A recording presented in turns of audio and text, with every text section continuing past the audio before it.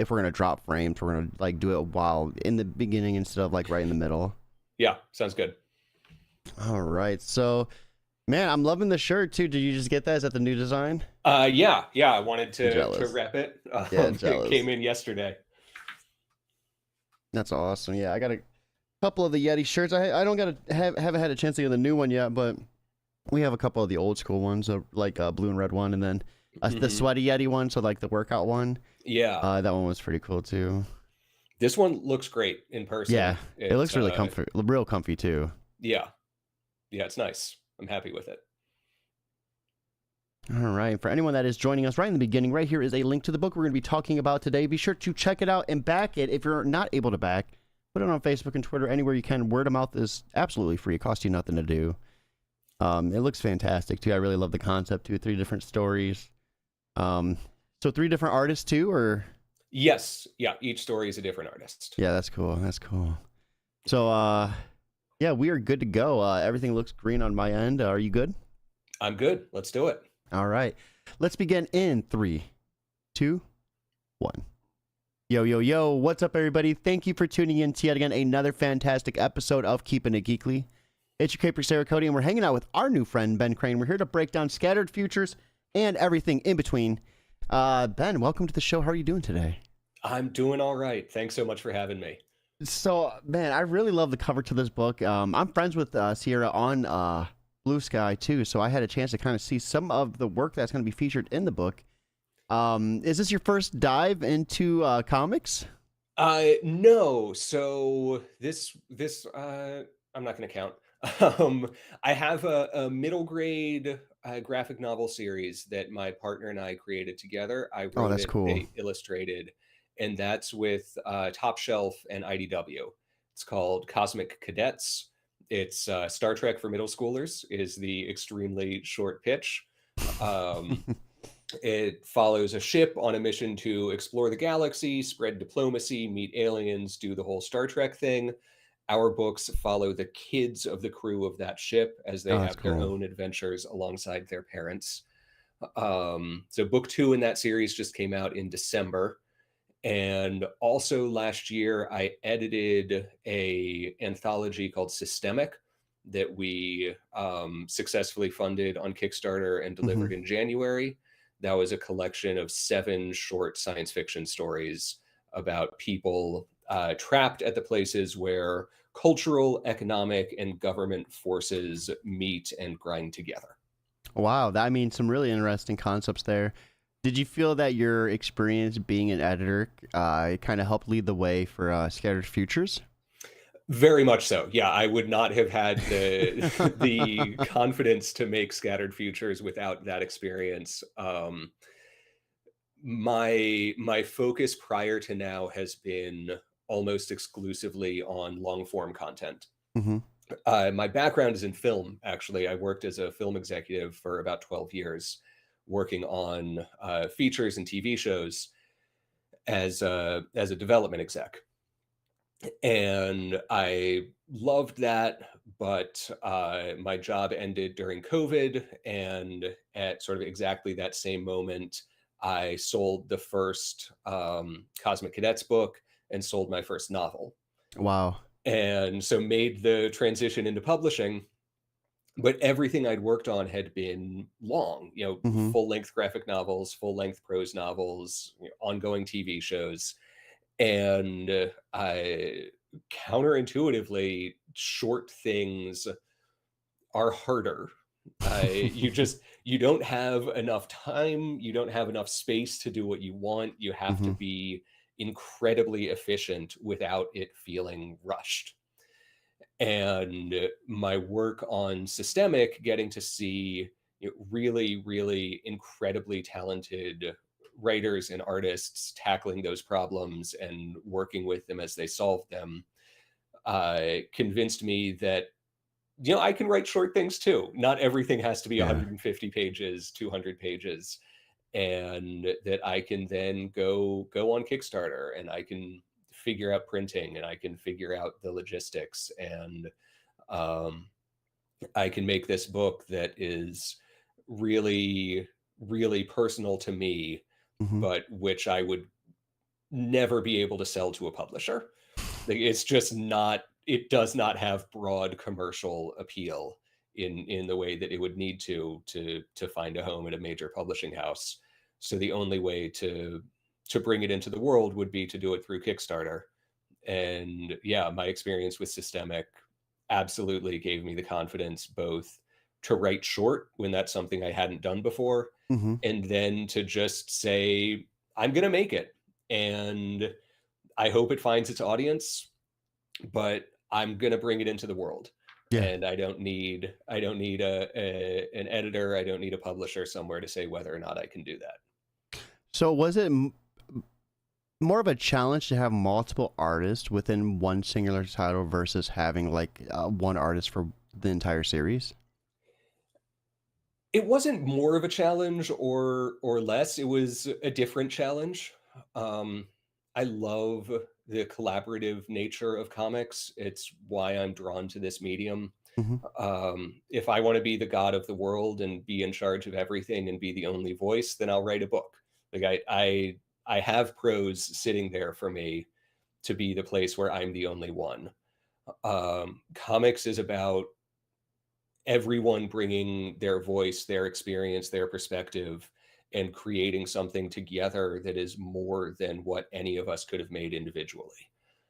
And so when you have multiple artists, it's more voices. It's a Mm-hmm. little bit more noisy, a little bit more complicated. But if you can find the harmony between those additional voices, and it's a little bit more work to find it, but if you can find a way to bring them all together to be working towards one thing, then you get something that is richer and deeper and more complex because of those varieties. So is creating comics like more of a challenge or harder to do than like a film or TV per se? I mean, because like a TV show, you have all that room to really expand on the scene in particular, where, you know, a comic, you're choosing one particular panel to represent that scene. It I mean, it's again, it's both. It's easier and it's harder. Yeah. Um, I'm not limited by budget in comics the way that I am in in film and TV. Yeah, probably a Uh, lot cheaper to do a reshoot, huh?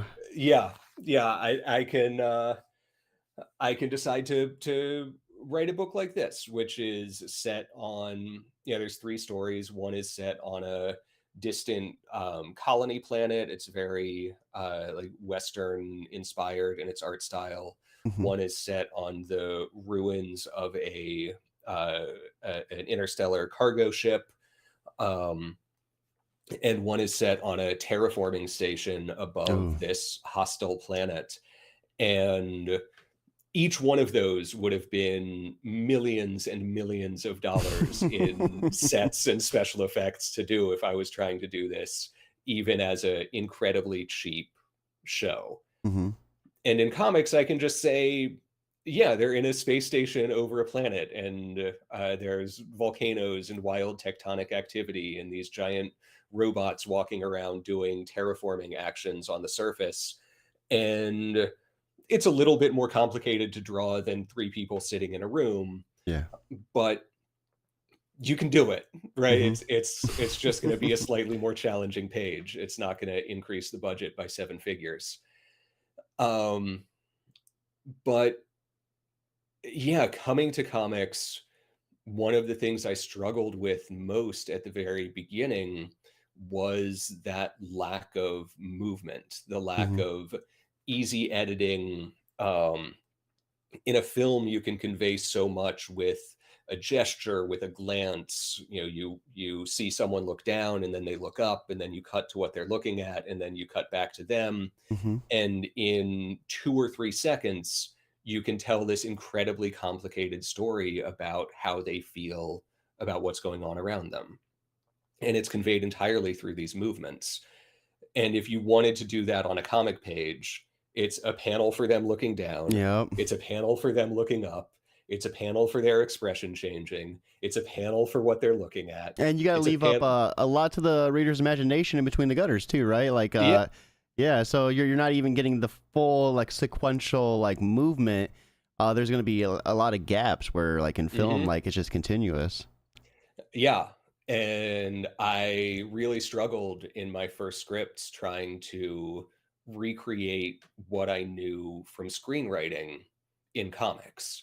And it wasn't until I figured out what comics do well Yeah. and how they do those things well. These things that we innately understand as readers, but it's very different to sit down and actually do it as a creator. Yeah.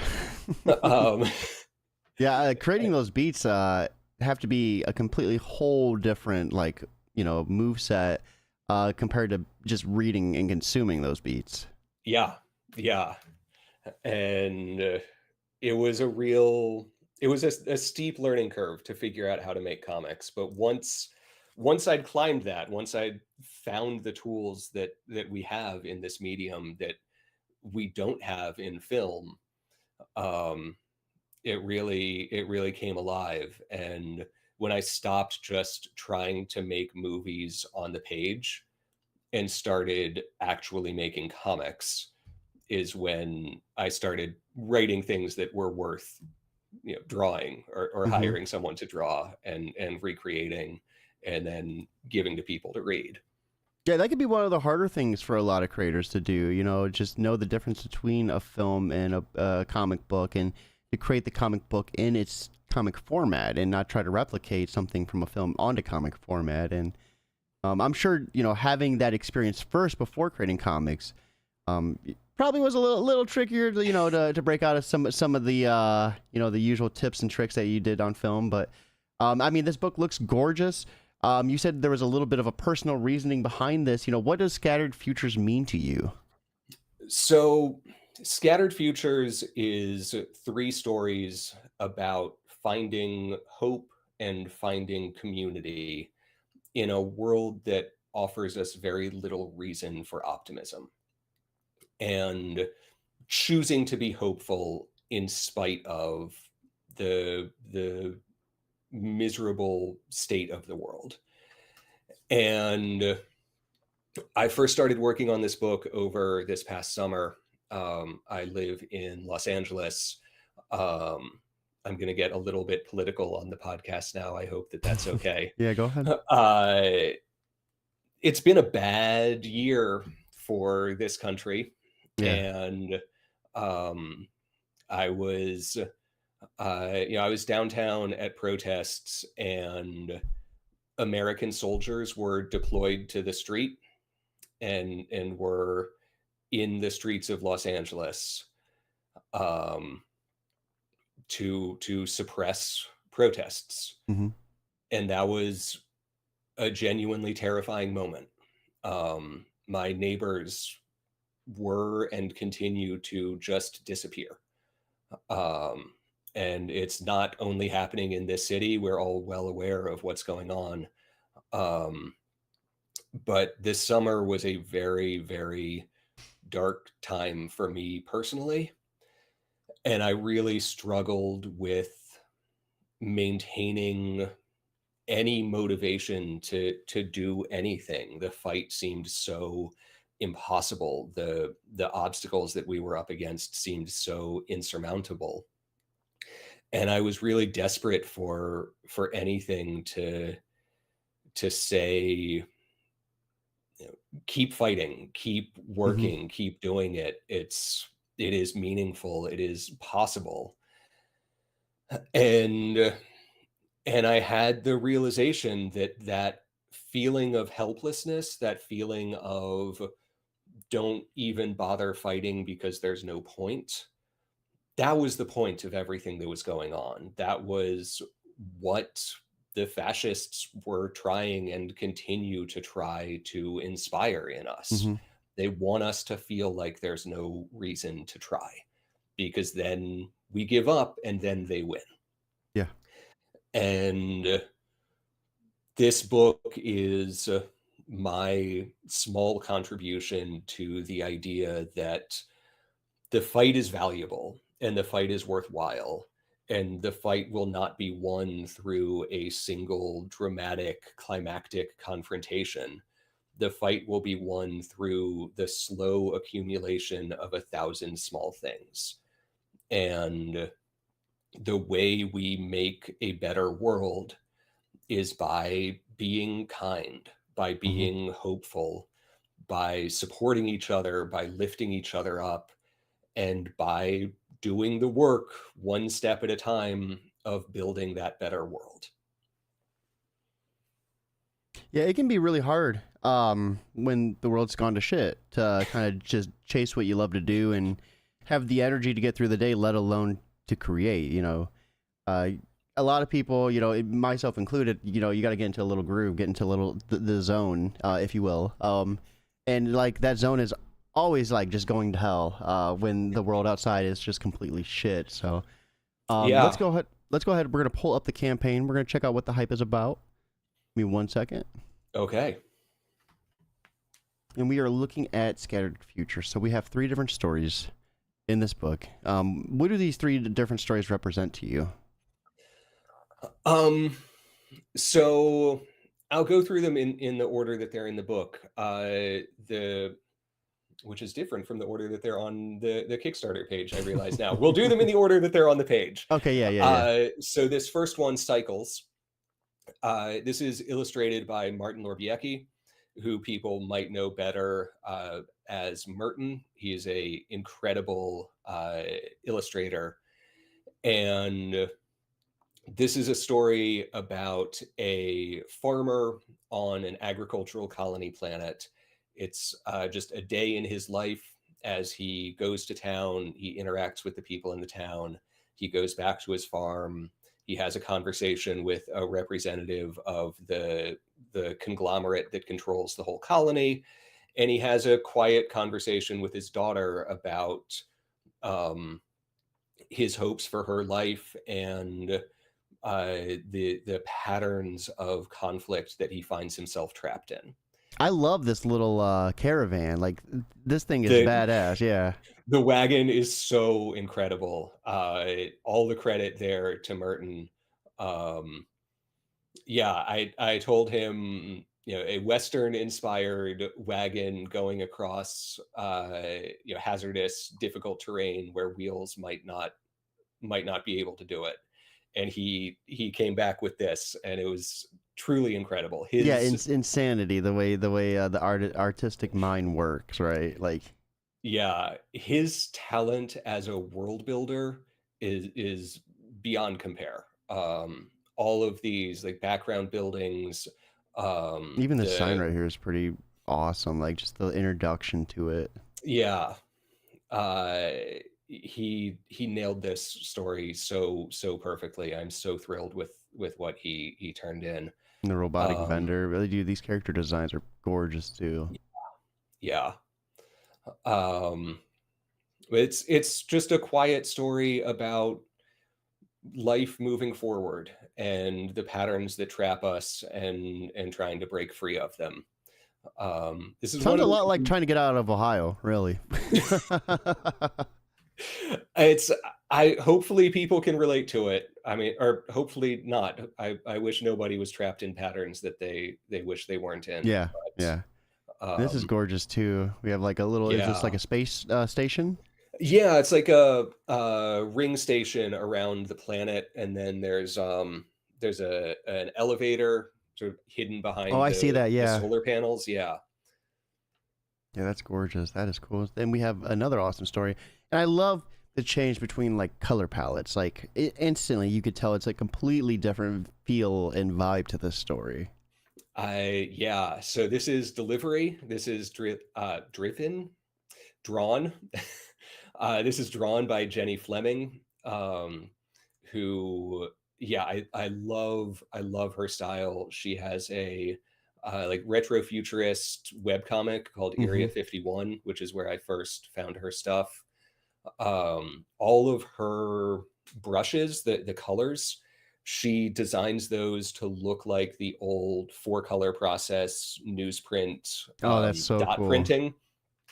And I don't know if the Kickstarter page is high enough resolution to see it, but if you zoom in all the way, and in the final printed version, it will be high enough resolution that you can see this, but it does have those dot patterns Okay. in it. It's a really, really beautiful effect. The panel layout in this is awesome. I love how we have the, the quarter splash, half splash right here, and then you have the two panels on top. And even just how this like excavator like bleeds into the other panel. This is badass. I love the space station. I love how you have the volcano with like the atmosphere. Do these three stories run like in continuity with one another, or are they like their own separate universe? So they are, for all intents and purposes, they're separate.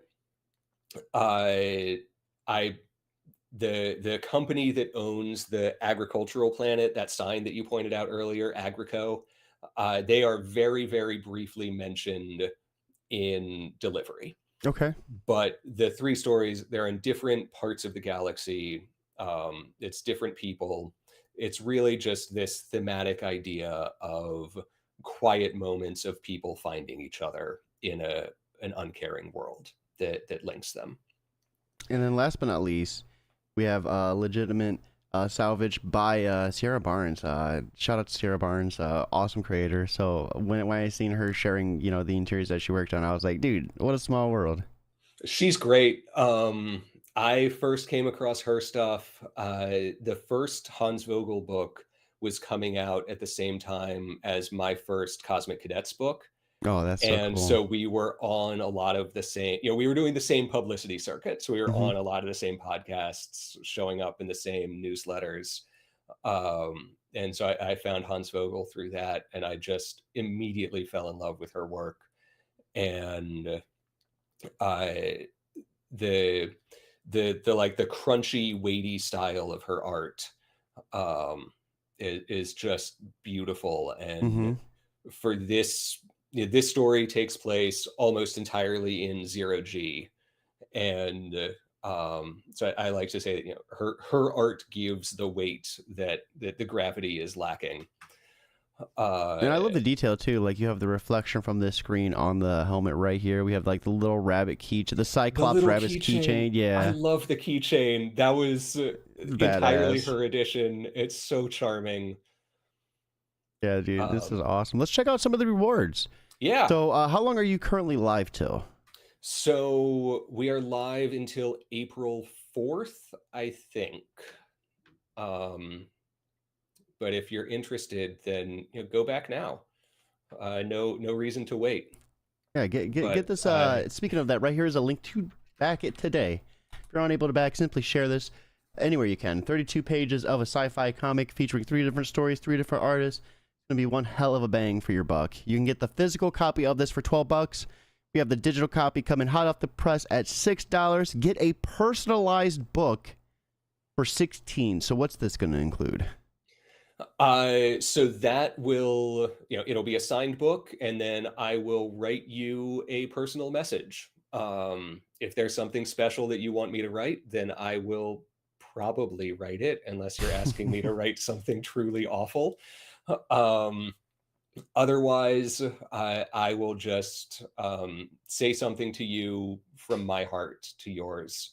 Uh, and um, the link that you have for this, if people follow that, they should find a secret reward tier, which is this tier, the personalized book, but $2 off. Oh, let's go. So hit that link, get that $2 off. Awesome deal there. We have the retailer pin bundle, of course, and then last but not least, the editorial session for $150. So, dozen years as film executive and freelance editor. What's this session going to look like? You a 60-minute call? Yeah, so in addition to writing my own stuff, I also work as a freelance editor in prose comics and film. So, an editor's job is not to, you know, I bring no ego to it. My goal is purely to make your story, whatever it is, the best possible version of itself that it can be. So at this level, people can send me whatever it is that they're working on. If you're trying to write a book, send me the first 15,000 words of your book. If you're working on a comic, send me your pages, your script, whatever you have. I'll read a screenplay. I'll read a teleplay. I have experience working in all of those fields. I will read it. I'll send you back thorough written notes. And then we'll have a 60-minute call just talking about whatever it is that you're worried about, trying to make your story the best possible version of itself that it can be. And what's the importance of having an editor for anyone who out there who might be listening for the first time? Like, editors are very important, but for the outsider, can you explain to them kind of why? Because it's really hard to judge your own stuff, which is not, it's not a question of skill. I would never work without an editor. I have an editor on everything that I do. It's about getting another perspective, getting someone to look at it and bring the audience's view to it, because you can only ever see your work as yourself. But an editor can come in and help you figure out where you might be losing audience sympathy, where you might be revealing a little bit too much information or not enough information. They can help you figure out pacing issues, and they can, I've done work on everything from the highest level plot restructuring down to granular. You have a piece of work which is almost there, but it's just a little bit too long, and you need help finding 5,000 words to take out. Which that can be tricky, right? Like that can be, yeah. Yeah, it's one of the hardest steps is that last final polish. We also, all of us have verbal tics that we're not aware of. In my own work, people turn way too much. Like hundreds of times in a book, someone will turn. And I don't know why I love that word so much, why I love describing people turning, but anytime there's a scene where someone could turn around, that person is going to turn around, and I'm going to describe them turning around. And I was totally blind to it until an editor said, "Hey, do you know that you have the word turn 300 times in this book?" And I said, "No, I didn't, but let's change that." And it was infinitely stronger for it. And I mean, that's just the beauty of an editor. Even know for just myself, when I'm just working on something, you get blind to what you're working on. You don't see the mistakes. You don't see the simple, errors right here and right there. And, it can be embarrassing to put something out there that's kind of butchered with errors. And then, that's what your audience's first impression of is seeing that, right? Like, Yeah. And the other really valuable thing that an editor can do is they can tell you what is working. Like, it's not just, hey, this is awful, hey, this needs to be cut down. An editor can point out, this part really sings. This is beautiful. This made me cry. This made me feel. And you need both of those. You need someone who can tell you what isn't working, but it's just as valuable to have someone say what is. Yeah. Because that will help you focus on what isn't, and you can know, as a creator, everything is precious to you, right? Yeah. But knowing what is precious and works is just as important as knowing what's precious and doesn't work, because you don't want to cut the parts that are actually working. And without outside eyes, it can be very easy to do surgery to something which is beautiful and ignore the thing which actually needs a little bit of love and a little bit of attention to come together. So Ben, what is next for you outside of Scattered Futures? Are there any other title releases for you dropping in 2026? Nothing that I have announced yet. I hope to have some very exciting announcements in the near future. I am definitely working on things that I hope to to bring out later this year, and working on some things for 2027. I am very, very excited about some stuff there, but at this exact moment, I don't have anything exciting or new to plug. So instead, I'm going to plug Sierra's book because she's great and her book is great.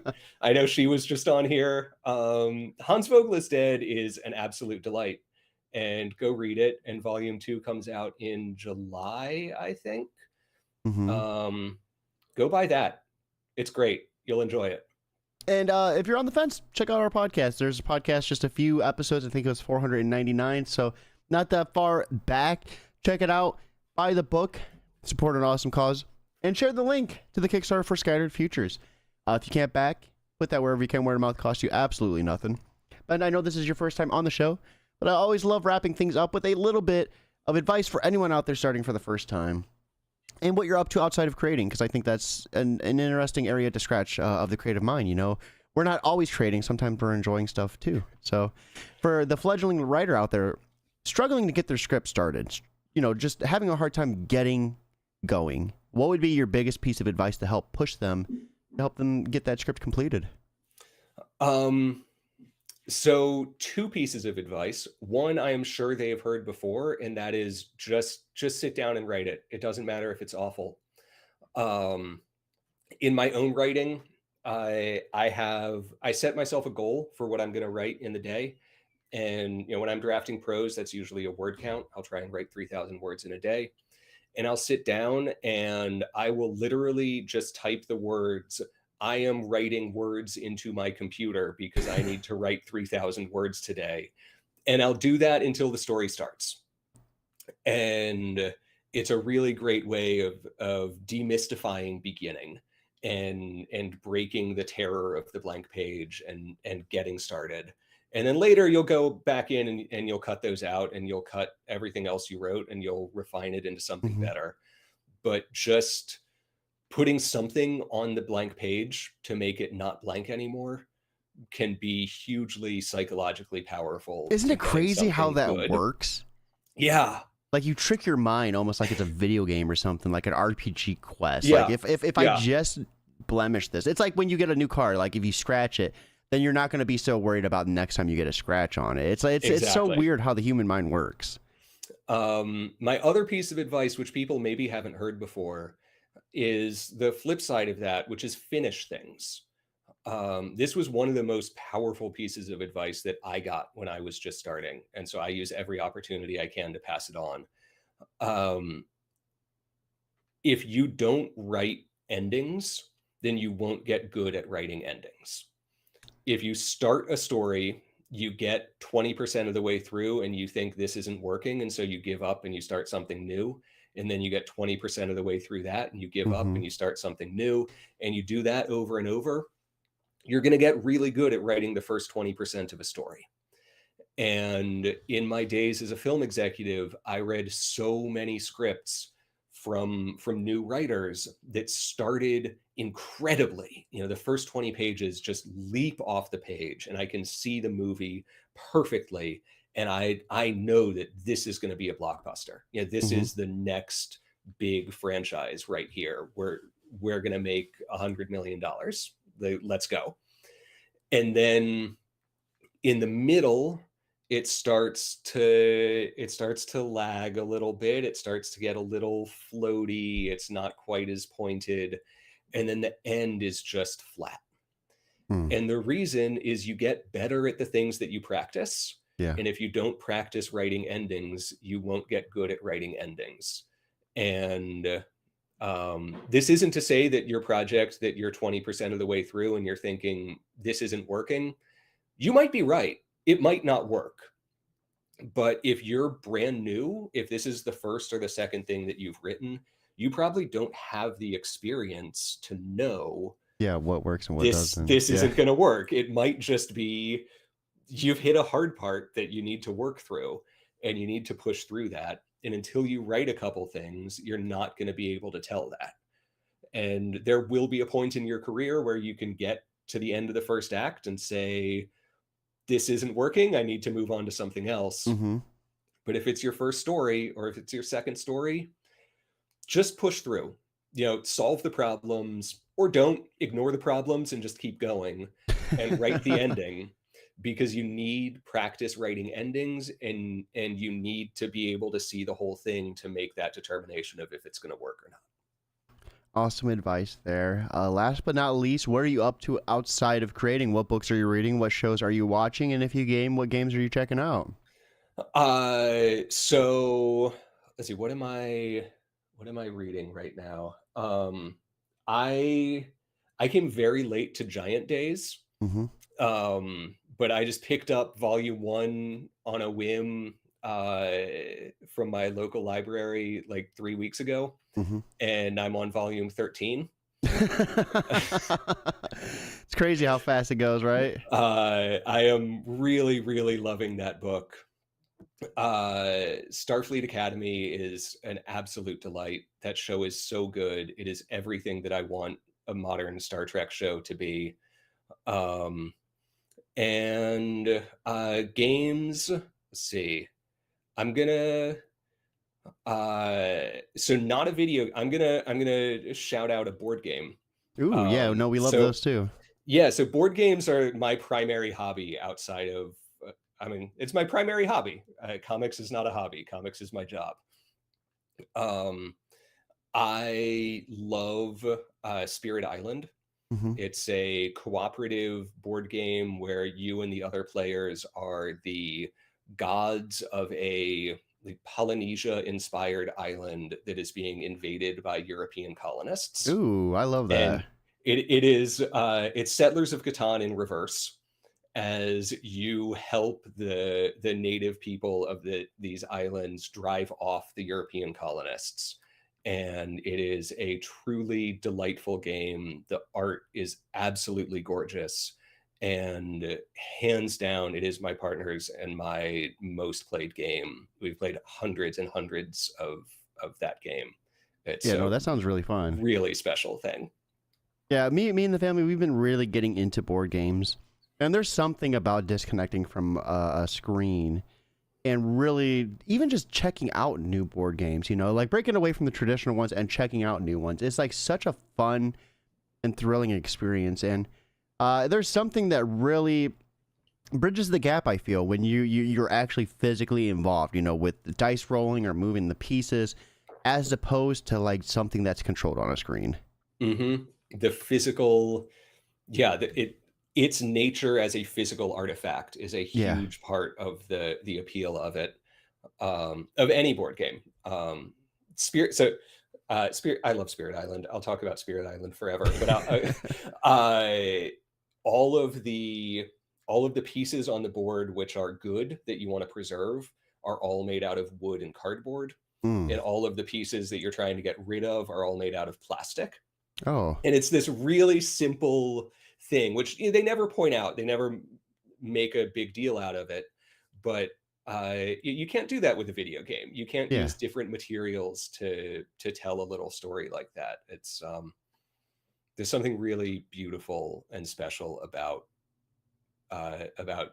physical games and sitting down at a table. I don't know if you really ever got into Magic, but I play Magic, physically and on Arena, and there's something that you cannot replicate on a real board game when you slam that card down and you're like, aha, counter, like take that. And it's just like, that in-person like interaction. We love it. We love board games. I want to actually explore more board games on the channel, but so much to do, so little time. With that being said, it is a school night and 6 a.m. does come quickly. So it is time for us to wrap up. With that being said, guys, check out this link in chat. Campaign is awesome. I think you guys would really love it. Be sure to share it with your friends and family by putting that link out wherever you can. Ben, thank you so much for swinging by and hanging out with us tonight. Thank you for having me. Absolutely. And I hope everyone that is watching had a fantastic Sunday night, but most